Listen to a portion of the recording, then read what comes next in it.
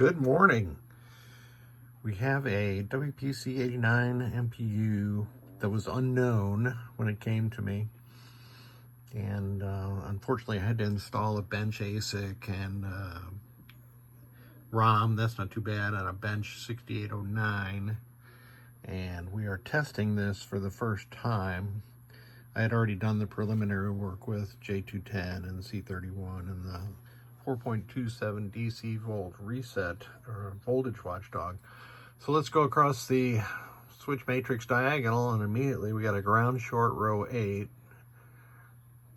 Row 7 is in op. Row 6 is ground short. Row 5 is in op. I'm sorry. Yeah. Row 8, 7 in op, 6 in op,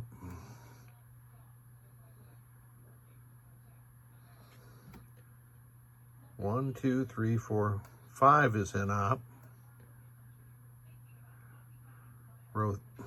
Okay, I'm going to go the other way. Row 1, working, 2 working, 3 working, 4 is in op, 5 is in op, 6 is shorted, 7 in op, and 8 is shorted.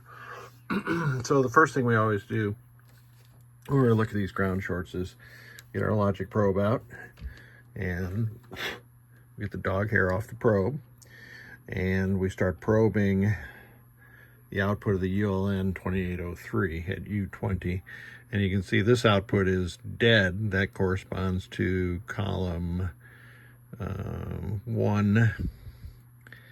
Here's column 2 is pulsing, 3 is dead, 4 is stuck high, 5 is pulsing, 6 is pulsing, 7's good, and 8's good. So we know this chip is, well, let's make sure. Let's see what the inputs are. Let's see if the problem goes further upstream.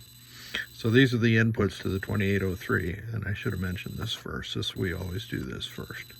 So we're checking all the inputs to this chip.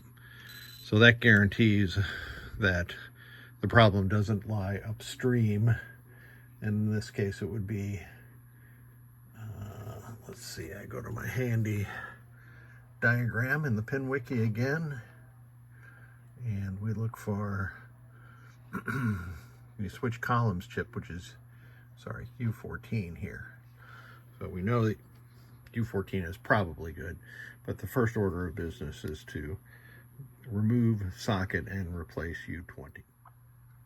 Well, I removed the ULN 2803 from that board at U20, and I've let it cool off. You have to let the chips cool off before you test them, but this is my chip validator, I'll say, chip tester, and it says error, so that means this thing cannot identify that chip, and it can, if with a working or a undamaged ULN 2803, it has no problem identifying it. So I'm in the switch test again, and let me go through the diagonal one more time here.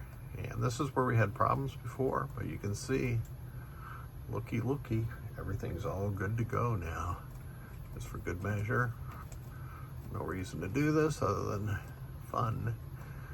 That is a working CPU board now. So this boiled down to a massively failed ULN 2803. And while it was here, it got some nice improvements.